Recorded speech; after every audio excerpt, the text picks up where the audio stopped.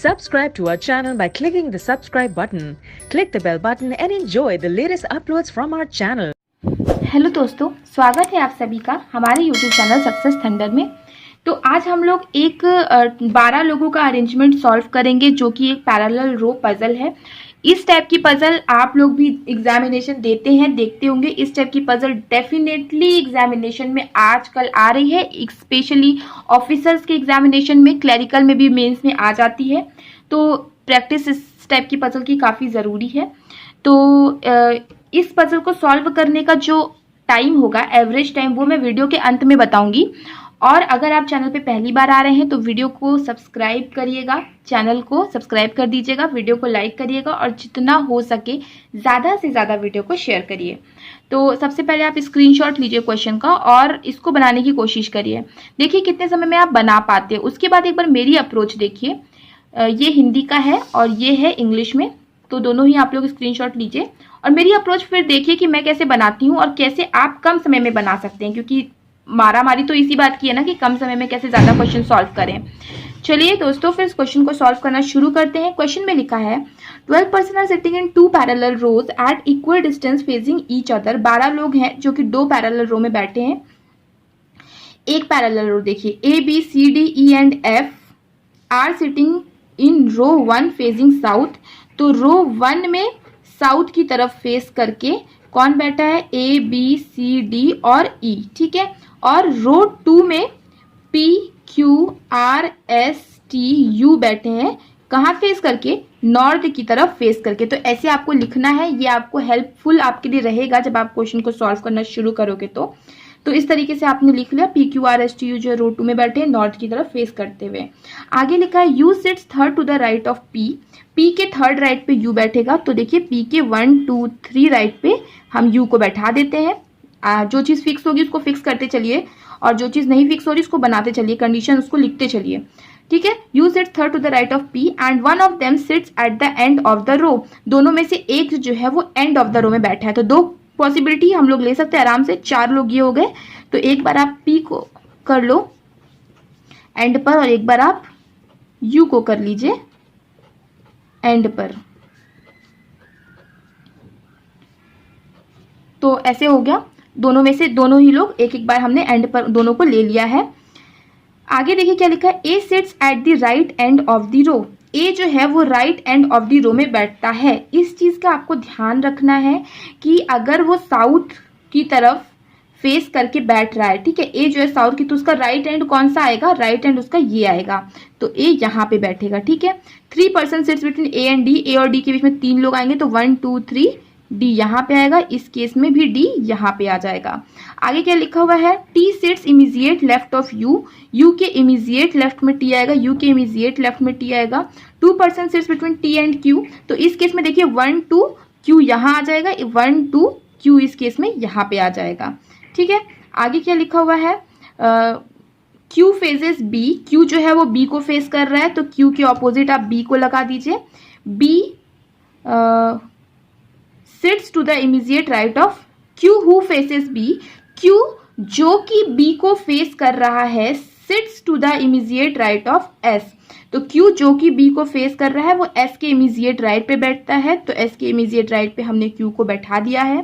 C phases are. C R को face करता है, तो दोनों लोगों को फेस करने की केवल एक ही जगह बची है, इस केस में भी और इस केस में भी। तो सी ने आर को फेस कर लिया। ई सिट्स इमीजिएट लेफ्ट ऑफ सी। सी के इमीजिएट लेफ्ट पर ई आएगा। देखिए इस केस में सी के इमीजिएट लेफ्ट में ई आ सक रहा है क्या? नहीं आ सक रहा है। तो इस केस में ई आ सक रहा है इमीजिएट लेफ्ट में ई के, ठीक है। तो ये कंडीशन आपकी गलत हो गई और ये कंडीशन आपकी बिल्कुल सही हो गई, ठीक है। केवल कौन बचा है? एफ बचा है। तो एफ को हम यहाँ रख देंगे। यहाँ पे मैं एफ लिखना भूल गई थी। तो ये देखिए पजल आपकी कितनी आसानी से सॉल्व हो गई है। देखिए इस क्वेश्चन को मैंने आपको समझाया, जब मैंने एक्सप्लेन किया तो मुझे 4 मिनट लगे। और अगर आप खुद से बना रहे हो तो इस टाइप के क्वेश्चन को करने के लिए आपको मैक्स टू मैक्स 1 से 1.5 मिनट लगने चाहिए। और अगर नहीं लग रहे हैं तो आपको प्रैक्टिस करने की ज़रूरत है। तो आइए अब एक और क्वेश्चन सॉल्व करते हैं। तो ये देखिए, ये एक ब्लड रिलेशन का क्वेश्चन है, तो हम लोग इस क्वेश्चन को भी सॉल्व करते हैं। काफ़ी आसानी से ब्लड रिलेशन के क्वेश्चन सॉल्व हो जाते हैं। फ्री में डेफिनेटली आपको देखने को मिलेगा इस तरह का क्वेश्चन। SBI क्लर्क में भी देखने को मिलेगा और RBI ग्रेड बी में भी मिलेगा, ठीक है। तो प्री में इस टाइप के क्वेश्चन जरूर आते हैं। चलिए इस टाइप के क्वेश्चन की प्रैक्टिस करना शुरू करते हैं। हिंदी और इंग्लिश दोनों में ही है क्वेश्चन। देखिए क्वेश्चन में क्या लिखा है। इन अ फैमिली ऑफ 7 मेंबर्स, 7 लोगों की फैमिली में P is the father of Q। P जो है वो Q का फादर है। तो P क्या है, फादर है Q का। अच्छा, आप लोगों को ये भी एक चीज बतानी थी कि जो मैंने एक सीरीज बनाई है ब्लड रिलेशन की, 0 to हीरो लेवल सीरीज, जिसमें कि ब्लड रिलेशन के सारे कॉन्सेप्ट, सारे के सारे क्वेश्चंस एकदम अच्छे से एक्सप्लेन किए हुए हैं। 0 से लेके बिल्कुल हाई लेवल तक का है। तो उसको आप ज़रूर देखिए एक बार, उस प्लेलिस्ट में जाकर के, मेरे चैनल की प्लेलिस्ट में जाकर आप उसे ज़रूर देखिए। उसके बाहर कभी कुछ किसी भी एग्जामिनेशन में नहीं आएगा।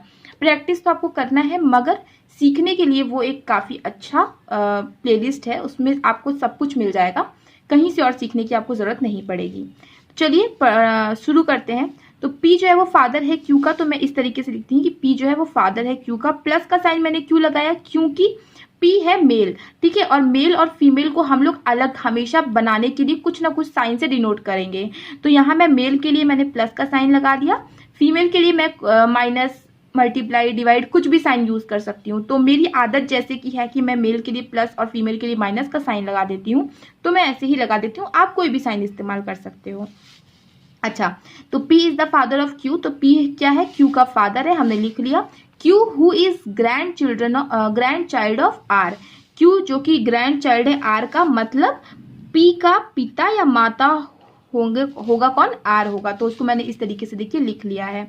अच्छा, T is married to P। T is married to P मतलब T क्या होगी, मदर हो जाएगी Q की, और वो फीमेल होगी क्योंकि अगर ये मेल है तो। G is grand mother of D। G जो है वो D का कौन है, ग्रैंड मदर है। तो इसको अलग लिखिए, इसमें हम लोग नहीं जोड़ पा रहे हैं। तो G क्या है, उसका कोई ना कोई बेटा या बेटी होगी, उसकी ग्रैंड मदर कौन है, D है। D who is brother of Q। D कौन है, वो ब्रदर है Q का। तो D क्या हो गया, Q का ब्रदर हो गया, ठीक है। S is sister in law of T। S कौन है, T की सिस्टर इन लॉ है। तो T की सिस्टर इन लॉ है, मतलब S क्या होगी, बहन होगी P की, राइट। अब देखिए G अगर ग्रैंड मदर है D की, मतलब G और R क्या होंगे, कपल बनाएंगे, जिसमें से G फीमेल है और R क्या हो जाएगा, मेल हो जाएगा। तो इस टाइप का कुछ अरेंजमेंट बनेगा कि R और G होंगे माता पिता P के, T होगी P की वाइफ और S होगी P की सिस्टर। इनके 2 बच्चे होंगे Q और D, जिसमें से D कौन है, मेल है। अच्छा, ऐसे sister in law of T। तो यहाँ पे आपका जो है ब्लड रिलेशन का क्वेश्चन जो है सॉल्व हो जाता है। तो ये आपका फाइनल अरेंजमेंट बन के आएगा। इससे ही अब आपको क्वेश्चन पूछे जाएंगे। तो ऐसे आपको ब्लड रिलेशन के क्वेश्चन को सॉल्व करना है। इस टाइप के क्वेश्चंस बंच में आते हैं, 3 क्वेश्चन तो रहता ही रहता है। और इस क्वेश्चन को सॉल्व करने का जो मैक्सिमम टाइम मैं आपको बता रही हूँ 1 मिनट होना चाहिए। 1 मिनट से ज़्यादा समय नहीं लगना चाहिए इस टाइप के क्वेश्चन को सॉल्व करने का। तो आई होप आपको चीज़ें समझ में आई होंगी कि कैसे हम लोग आसानी से इस तरह के क्वेश्चन को सॉल्व कर सकते हैं। बंच में हम लोगों को नंबर मिल जाते हैं। तो अगर आपको वीडियो पसंद आया हो तो वीडियो को लाइक ज़रूर करिएगा, बहुत मोटिवेशन मिलती है। और साथ में जितना हो सके ज़्यादा से ज़्यादा शेयर करिए और चैनल को सब्सक्राइब करिएगा। तो मिलते हैं अपने नेक्स्ट वीडियो में। Thank you so much for watching.